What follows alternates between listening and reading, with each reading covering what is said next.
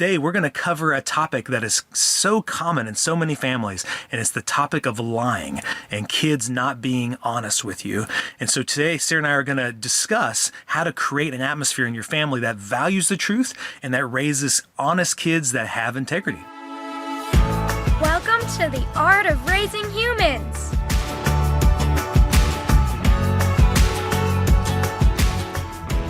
Hello and welcome to episode 21 of the Art of Raising Humans. I'm Kyle. And I'm Sarah. And today we want to tackle an issue that so many parents get very, very frustrated with. And I know we have at times in the past too. It's when our kids lie to us. I want to get to that issue. First, I want to say I hope everybody had a happy Valentine's Day a few weeks ago. This episode is going to be posted on the first week of March. And so we're recording this a couple days after Valentine's. And before we get into the issue of lying, I wanted to share there was this really cool thing that Sarah did with our kids. I think she stole it off of Pinterest. Is that right? Or where did you get it from? I saw it on a couple places. Yeah, Pinterest and growth mindset. So it's something that we had never done before, but tying into the growth mindset kind of stuff, Sarah was cutting out hearts. And kind of why don't you explain what your goal in doing that was? It was to practice seeing my children and letting them know what I see in them. So a little different than just a praise, but just their character, the qualities about them that I love, and just to build that self-concept, build relationship, connection to them, and bring just this deep meaning of love, because Valentine's could just be, the gooey romantic we get candy, love. we hug each other. Yeah, but just a celebration of love and relationship.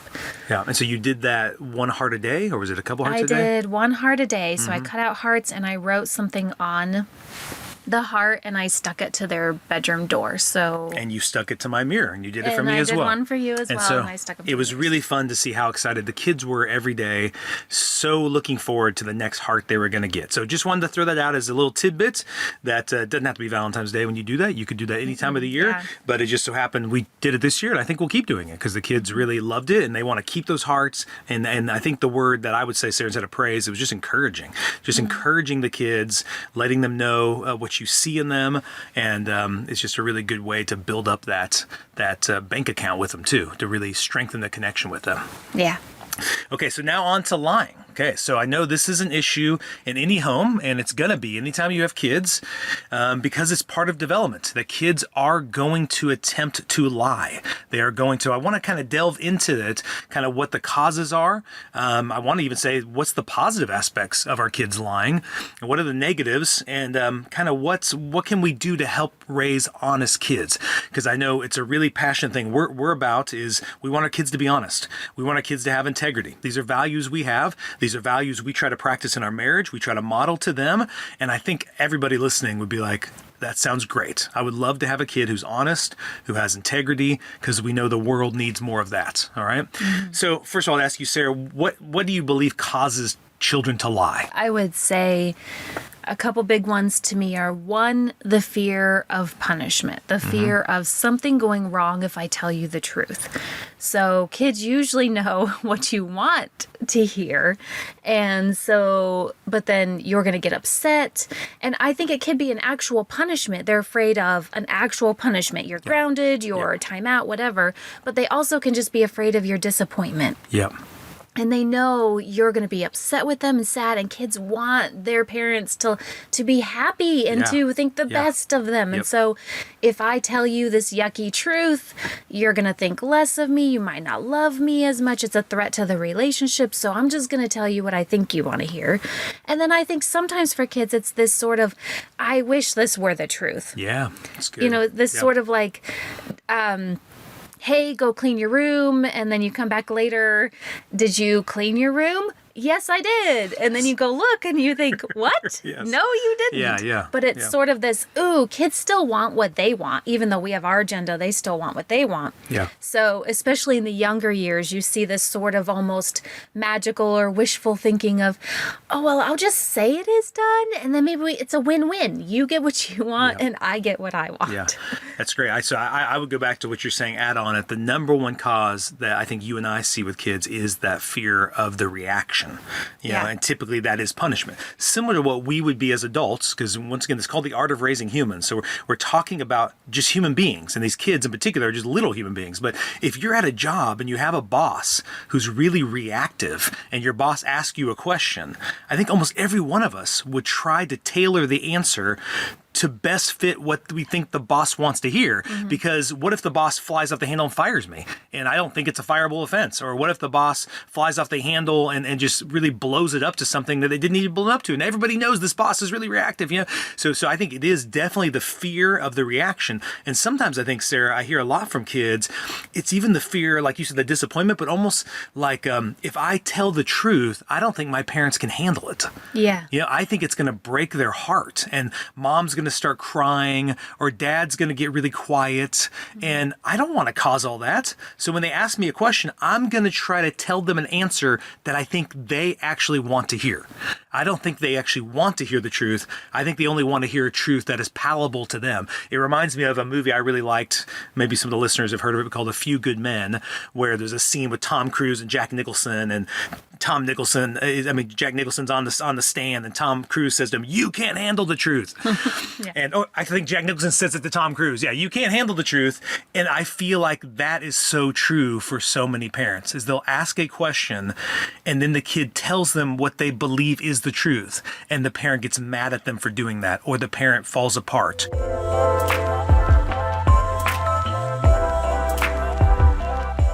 I'm almost thinking of a story one time when Abby and I had a conflict, and Abby said something like, "I like mom more than I like you." And that really hurt my feelings. And I remember following up with her later and said, "What did you mean by that?" She said, "Dad, I like you sometimes, but sometimes I don't." And in that moment, I kind of wanted to be like, "Don't say that to me." It really hurts my feelings. But I think she was only like 3 or 4 at the time. She was trying to express something in a really honest way. And I tried in that moment to just not be reactive, to just receive it and go, "What is this saying?" So I think that's if parents want to raise honest kids, they really have got to be conscious of the reaction to the truth the kid's sharing. Yeah, I think you have to create this safe space. And if we all as adults avoid just what you said. We avoid those sticky situations. How much more if you're a child, you're kind of fumbling through this new world of yours, and to risk all of that for a truth. Yeah.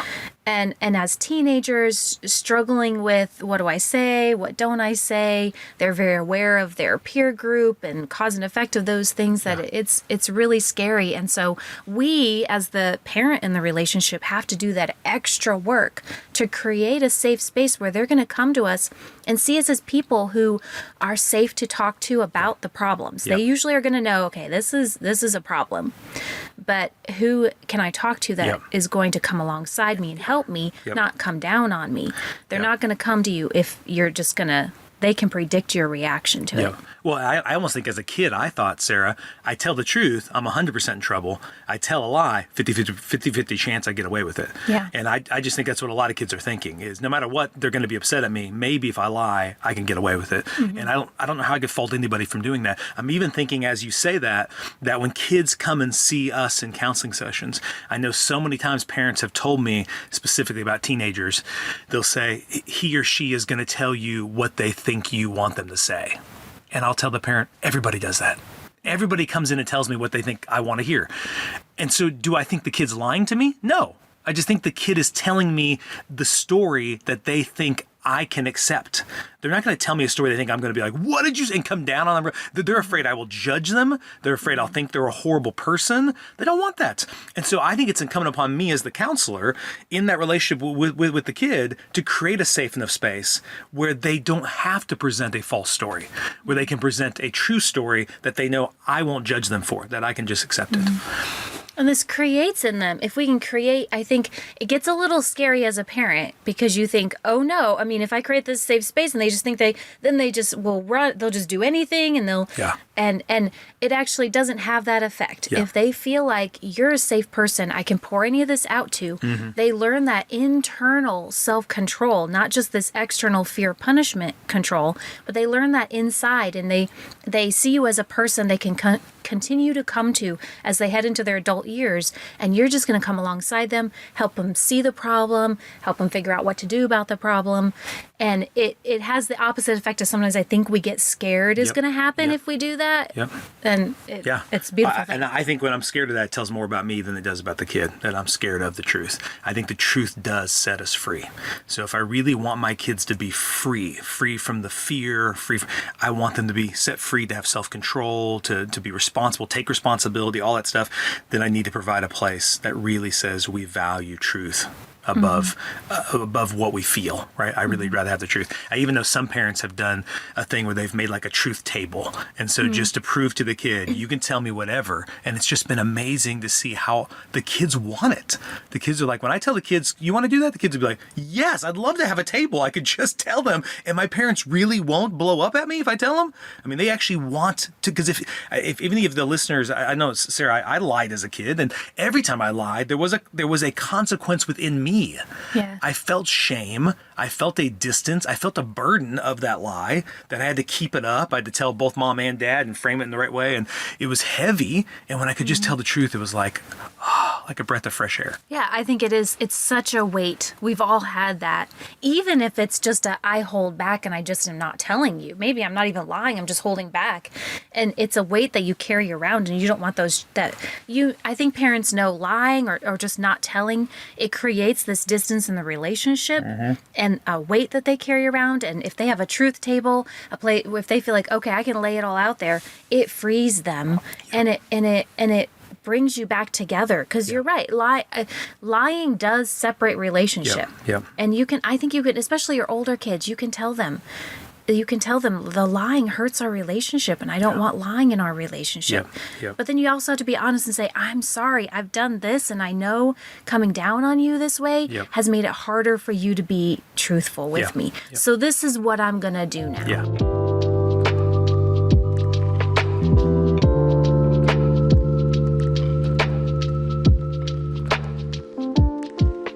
What age would you say, Sarah, kids start practicing lying? When do you think developmentally they typically try to do that? Is this a quiz? No, I'm asking you. Your face was like, all right, I'm No, go ahead. testing you here. I'm not No, testing it you. starts very, very young. And so it can be different with each kid, but I'd say preschool. And you could actually see it before that, but I would say it's not necessarily an intentional lie, especially for that age. Their perception of reality, it's developing, it's changing. But heading into preschool, you'll definitely see that lying behavior begin. So I know this may seem like a weird question because we've already talked about the negative aspects of lying and what it can do, but what are some positive parts of lying? What's some positive outcomes? I mean, when you see a kid lie, how could that be a positive thing? Okay, so it's actually a sign of intelligence. I mean, it's a good thing when a kid can go, okay, let me think about this. And it's that cause and effect. If I say this, you're going to do that. And if I say this, then this will happen. Yep. And so it's actually their ability to play through scenarios and pick one which they think is in their interest. Yeah. So in some ways, if your child wasn't able to do that, that would be a concern. Yeah. It's developmentally normal and appropriate for every child to at some point lie. So if you see that, just be curious about it. Yeah. What's happening are they just testing it out? Yeah.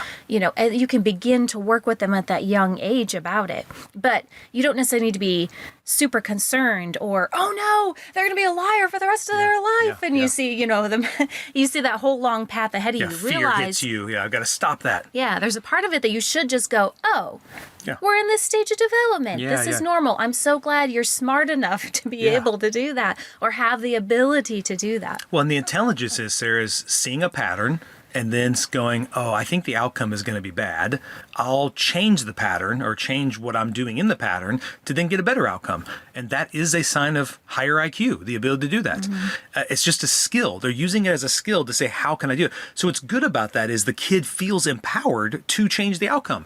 That same skill in regards to feeling that empowerment, you're going to use later on to help them change outcomes like where they've had a falling out with a teacher or falling out with a friend.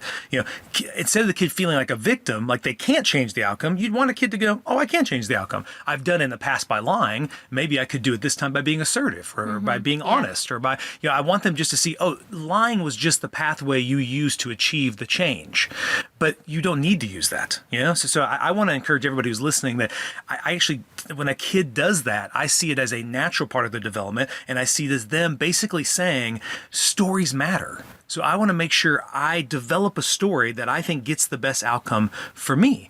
Even it's from as little as exaggerating a story. I know I do that a lot of times, right? You're telling a story. I'll even know as I'm telling, I've embellished it a little bit, but it made the story more fun, right? So if someone was watching that, they might, he lied. He didn't give 100% the truth. He changed some of the facts, and we could get hung up on that. But it's really nothing more than telling a story, right? And so I find some kids really are great storytellers, and that typically leads them to trying to lie more because they're like, wow, I really know how to. Other kids just aren't as good as storytellers, so lying's a little more difficult for them. It doesn't mean they're a better kid, So I would just approach it in that of just a kid is trying out a new skill to change an outcome. And if I don't want my kid to be a liar, I want him to be an honest kid, I just need to help them use that skill instead, right? And I've got to also show them that being honest does feel better than lying, Yeah. Okay, so how, I know it is important to us, again, for our kids to be honest. So what's some specific ways you'd say you do, Sarah, to help the kids be honest with you? Well, I sort of have this standard with them where if they're worried, I've said it many times, if you're ever worried that I'm going to be really upset if you tell me something, I just let them know that is not because I have that wiring in me. So sometimes I might go, oh, and then I think, oh no, that my reaction is not going to encourage them to come to me in the future. And I really want to lay that groundwork. And so I just tell them, and I say, all you have to do is say, I need to tell you something, and I'm worried about what you're going to say or what's going to happen or how you're going to react. Yeah.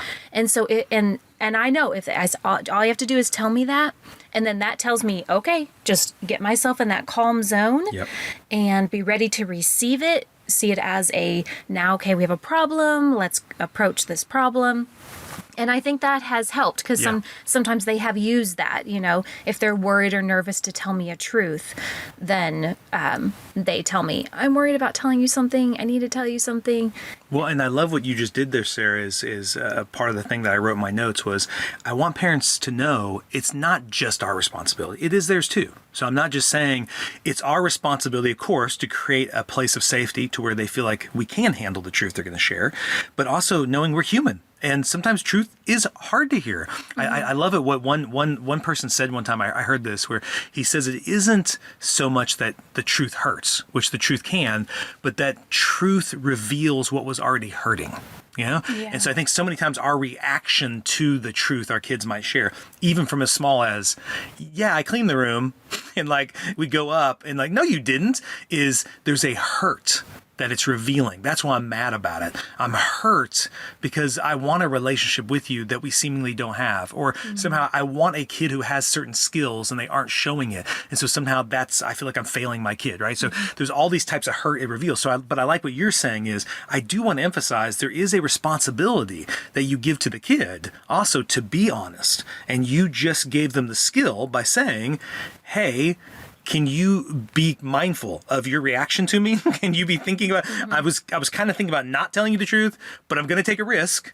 Yeah. Can you handle it, please? We talk about that. What's our value system as a family? And being honest is something that we value. And sometimes it takes courage to be honest. So we talk to our kids about that. I do view it as my primary responsibility to make this safe place, but then it's always their choice to then step out and take that risk and be honest. Yeah. And I can just help increase the likelihood that they'll be honest, but I can't get in their brain and control them and make them honest, make them tell me those truths. I can just control myself and my reaction to it. And if I have been coming down on them a lot and I have that pattern, it's going to take longer to rework that system. And I tell them, this is what lying does to our relationship. This is what we can do if we're honest with each other. We have those conversations outside of times where a lie or something is the topic. We just talk about that outside of that to build that foundation. I wanted to share that quote that what you focus on, you'll get more of. Okay. So I do kind of want to wrap up with the idea that typically you and I even don't use that word lying.